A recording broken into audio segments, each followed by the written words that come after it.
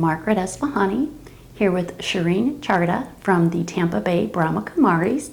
And Shireen, in this series, is going to share with us soul fitness.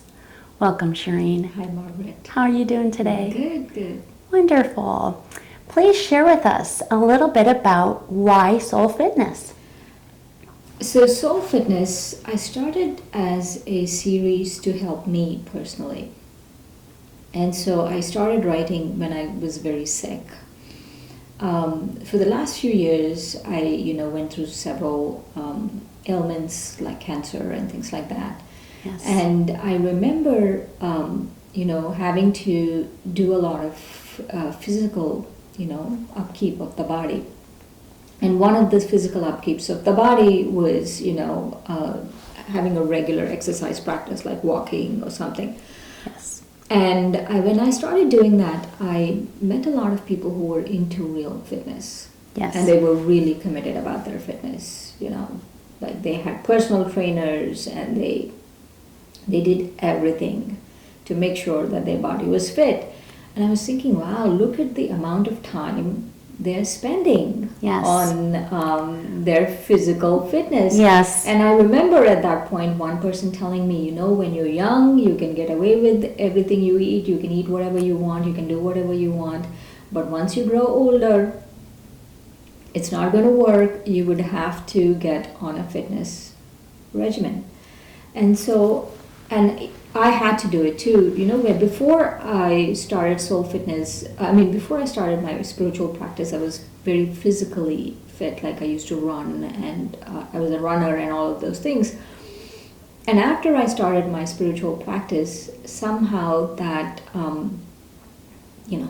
my spiritual practice took center stage and the other one was, I used to work out once in a while, go to the gym and stuff, but it was not anything serious. And so now I had to do both. I had to do both physical and spiritual. And so I started combining both.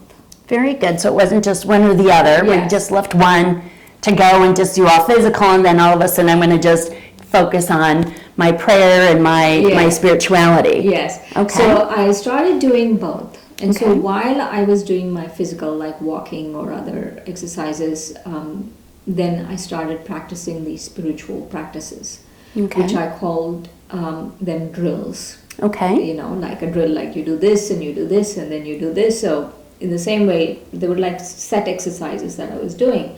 And that's when I started thinking about soul fitness.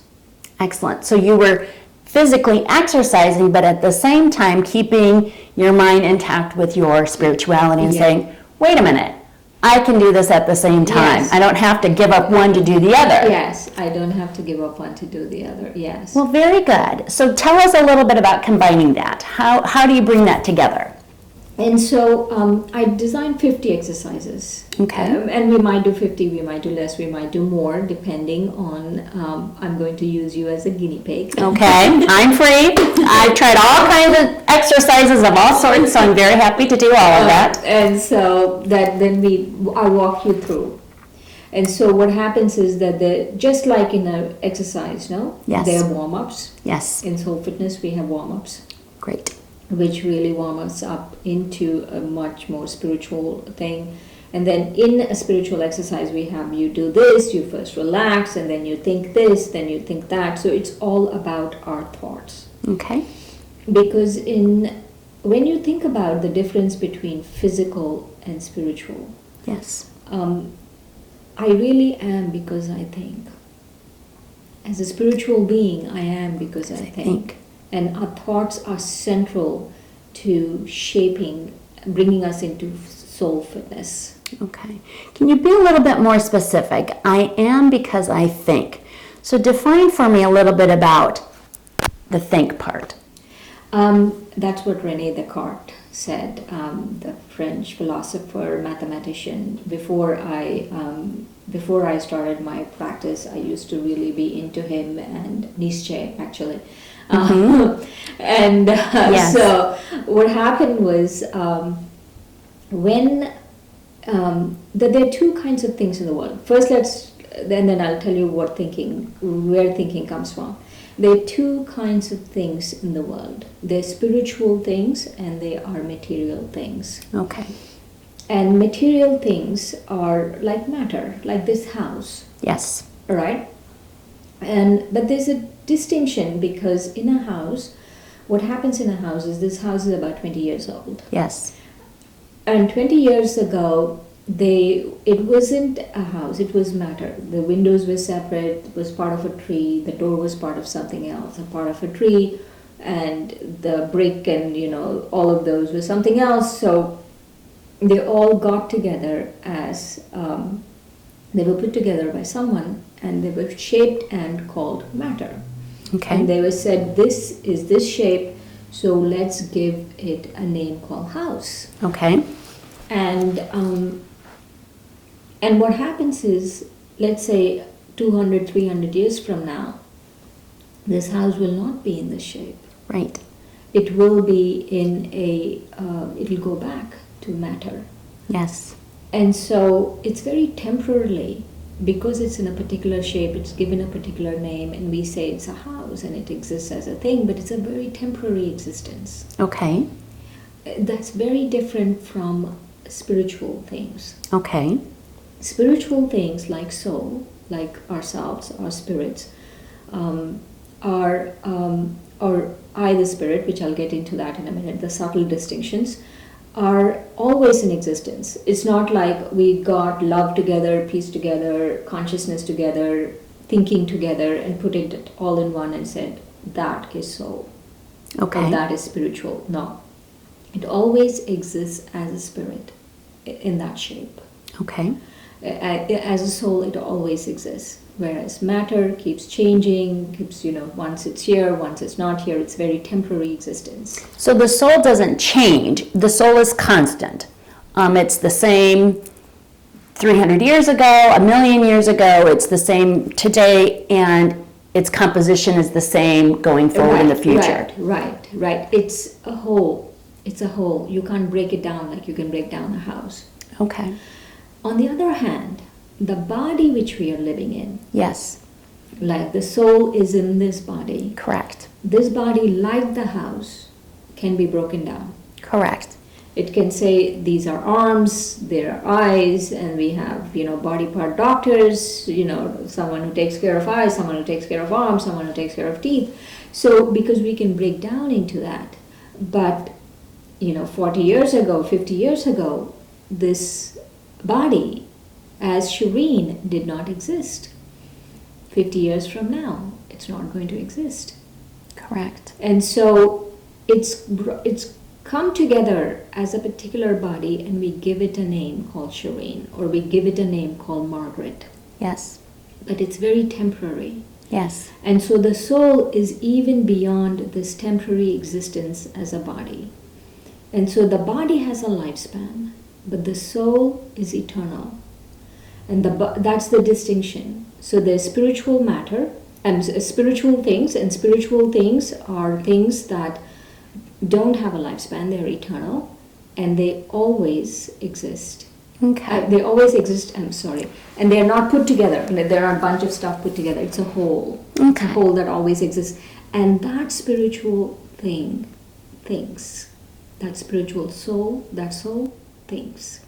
So that's very interesting, because just from a typical person's perspective, I know I have a body, and I know that, I come into life, and I know that there's going to be an end to my life. And so that makes perfect sense, that there is a beginning and, sort of a middle where I'm at currently right now. And then, of course, a physical end to my physical existence. So share with me, if you can, an example of how the soul or spirit is known. How can one sense that it's there through different experiences? Let me share one thing. About 20 to 23 years ago, I was born in India and I came here.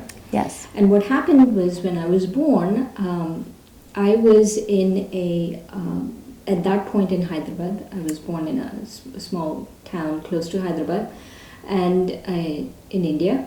and there was some kind of a curfew going on, some kind of agitation, something was going on. So there was a curfew going on, and so my mom couldn't get to the hospital. Oh my goodness. And so I was born at home. Okay. And so, and a lot of my aunts were there Yes. because I was born at home. And so I had this very public, Oh my goodness. Really, I used to tell my mom, I was like, really, did you have to do this? Because every time they met me, they used to talk about it. Yes. Oh, we saw you being born, kind of thing. Welcome to the world, Shireen. It's a big welcome party for you. Yes.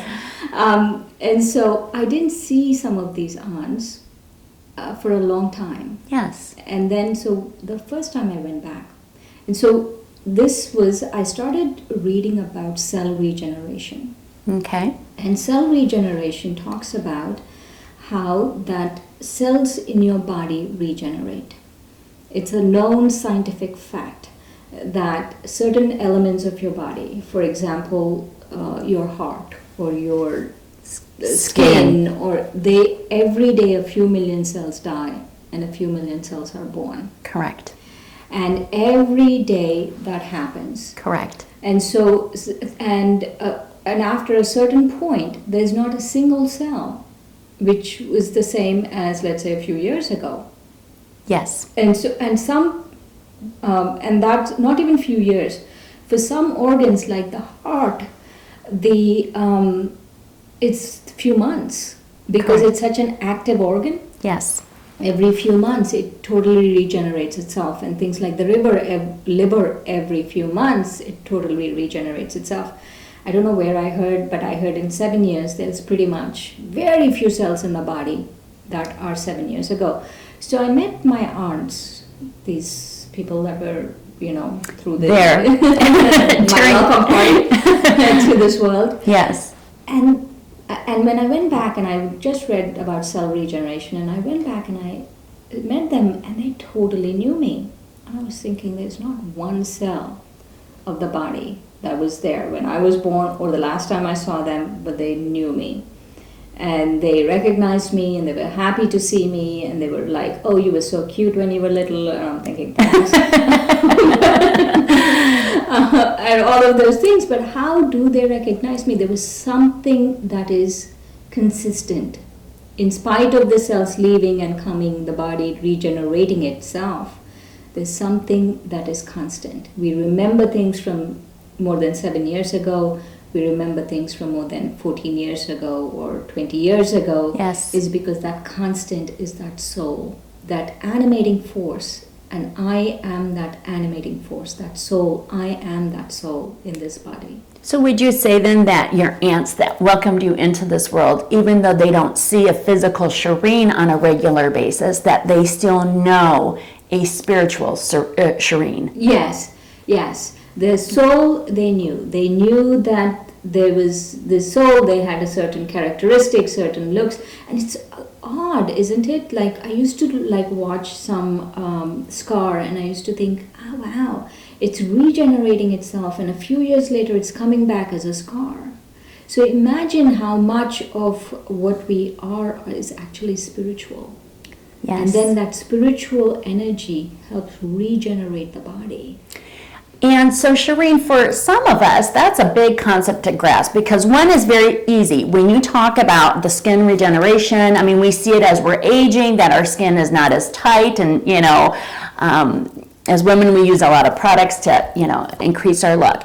But what do I need to do to have sort of a spiritual acceptance or a spiritual understanding?